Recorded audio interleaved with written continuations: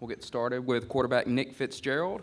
We'll open it for Q&A. Again, if you'll raise your hand, we'll get a microphone to you, and then we'll call on you. So anyone with questions for Nick, go ahead and raise your hand.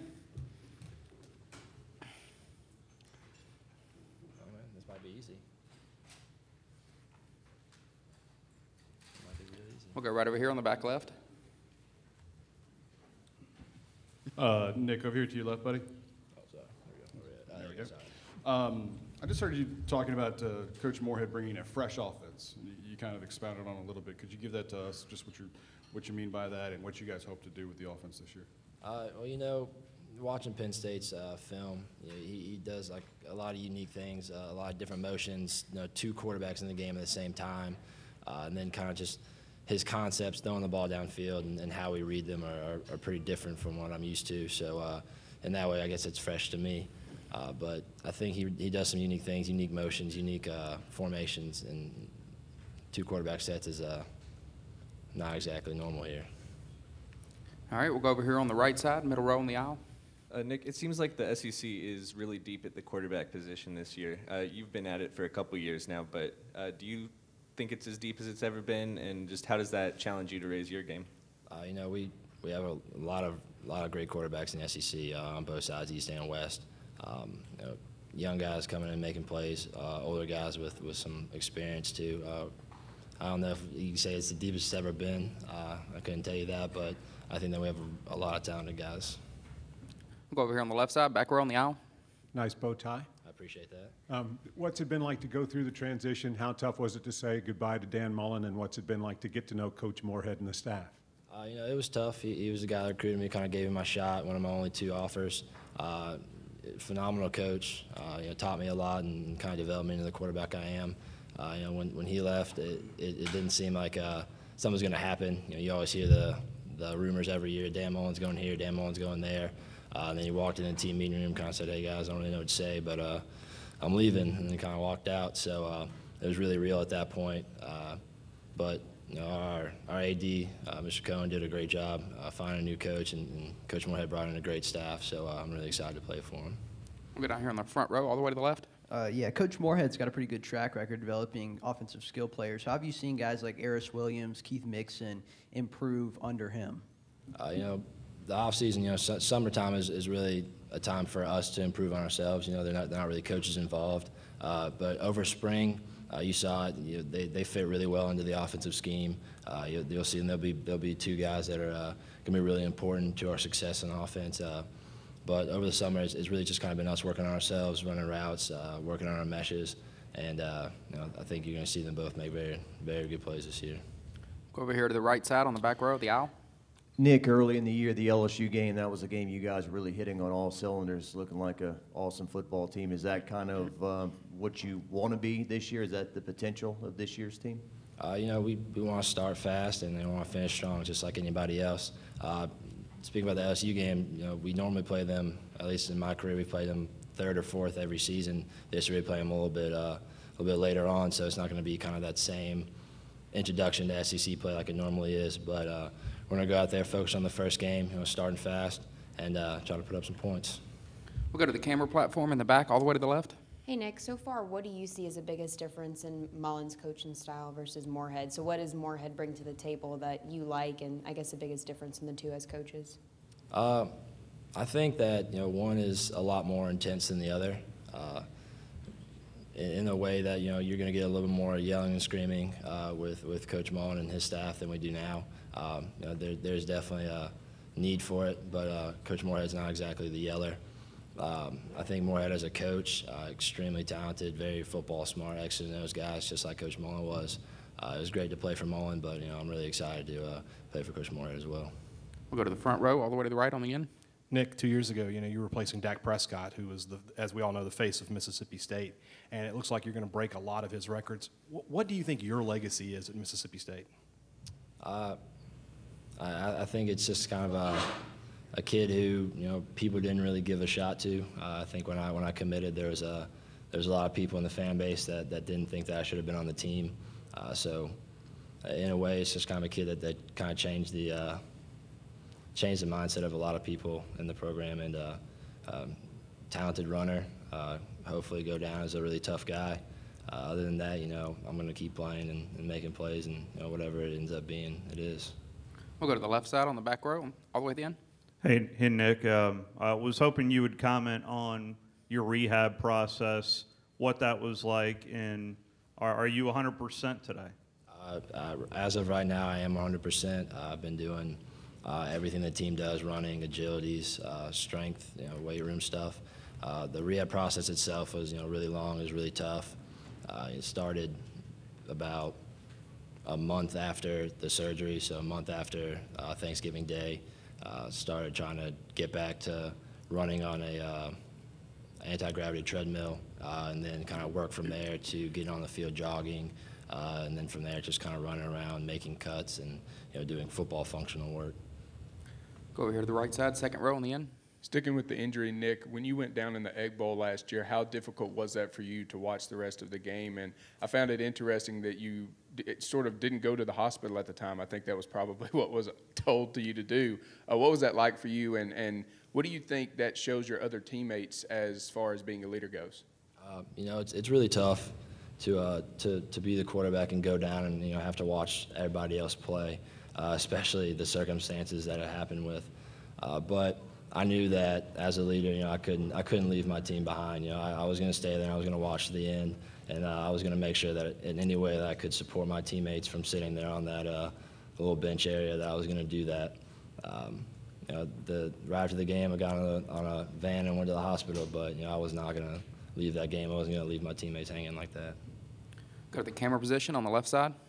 I think the expectations are pretty high for your team this year, to contend in the West. So what does the team feel about that? Do you guys like having some pressure on you?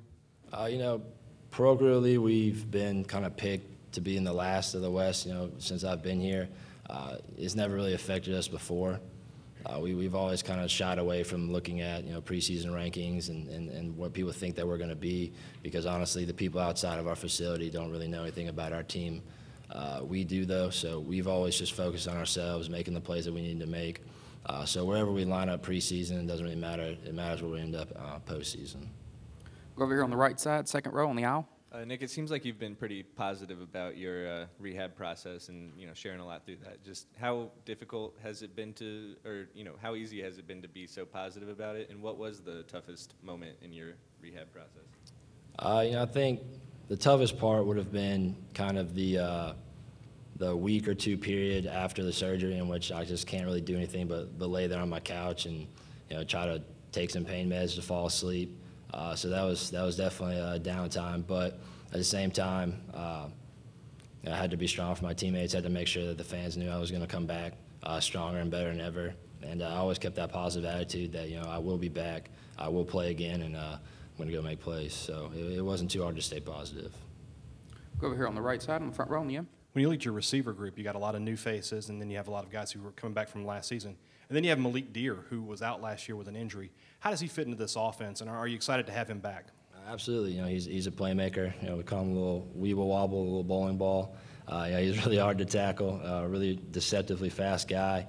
We're excited to have him back off the injury. He's been working really hard, just trying to continue to rehab and continue to strengthen up that knee of his. But you're going to see him make plays this season, no doubt. Go to the left side on the back row, right on the aisle.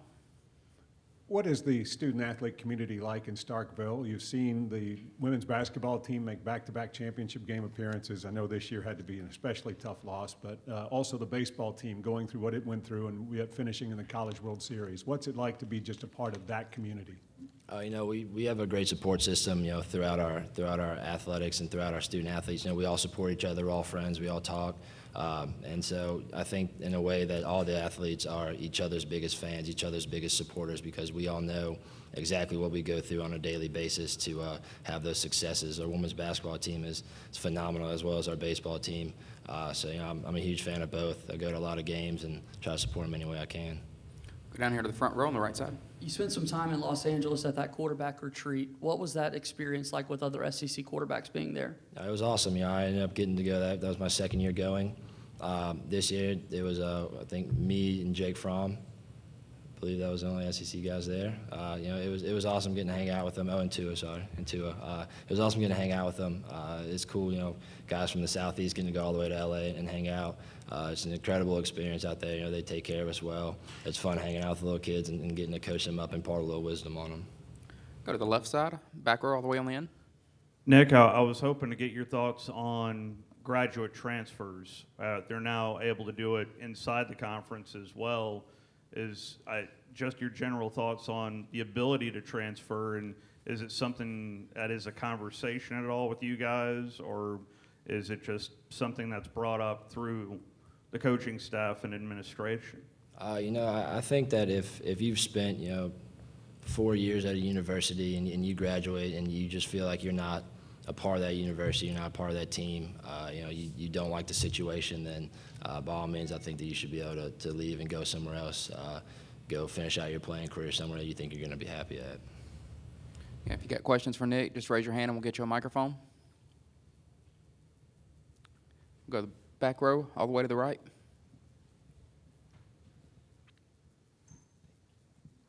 Hey, Nick, obviously a lot has been made of the defensive line. Montez comes back. Now you add Chauncey Rivers. Obviously Jeffrey's there. Talk about, seeing those guys in practice almost every day. What are your expectations of those guys for this year? They're talked about a lot. Incredibly talented, huge, big, physical, fast group. In my opinion, it has to be one of the best, if not the best, defensive line groups in not even in the conference, but probably in the country. It's extremely hard to get passes off in practice with those guys coming at you. Spring, it was tough watching them. We couldn't really get much going, and that was without Jeffrey Simmons really going in team reps. So add him into the mix, and I don't really see many people being able to have a lot of time to pass the ball. Go down here on the front row to the right. What's your relationship like with Coach Andrew Briner, the new quarterbacks coach at Mississippi State? Phenomenal. He came in and we kind of clicked and had that connection right away. We talk on a daily basis. I'll walk in his office anytime I can for whether it be 10 or 45 minutes, and we'll talk football, we'll talk about life. I think that we connected very quickly, and I'm really glad for it. With it being my fourth quarterback coach in my career here at Mississippi State, it was great to have a guy that comes in that knew me and we could really talk about anything. Go to the right side on the aisle, back row. Nick, as a young player, you made that start at LSU a couple years back and everything. What did you learn from that first experience there, and how much have you grown as a player since that game? I got the chance to travel with the team my redshirt year when we went down there with Dak as the starter, and that was my first experience. Hearing how loud it was, how hostile, how violent it was in there. Going back my first year starting, it was a huge learning experience. It was kind of my introduction to SEC play on a big road game at night, and it was tough. We lost by a few points. Damian came in and played very well in that game. Since then, I think I've just grown a lot as a leader, as a player as well, physically, mentally, emotionally out there, being able to control myself and lead my team. Go to the camera platform back here on the left. Nick, what would you say would be your best strength as a quarterback, and what's something that you're trying to improve upon this season? I think it's pretty apparent that I'm a pretty good runner. I think that's something that I've always kind of fell back on. If my look wasn't there passing, I could always just try to get what I could with my legs, and that's just something I've worked on over the offseason. Is tweaking my throwing motion a little bit, become a more accurate passer, work on my pocket presence, stay in there a little bit longer, and deliver the ball instead of trying to tuck it and go. Go to the back row all the way in the end, left side. Nick, what do you miss most about Dan Mullen? Away from coaching, the conversations we had, he's a really cool guy. He's very knowledgeable about a lot of things in life, so we always had some pretty intelligent conversations. We'll go in the middle, right here on the second row. I just wonder what you remember about the play that you got injured. What was your first thought, and just when did you know that it was really bad?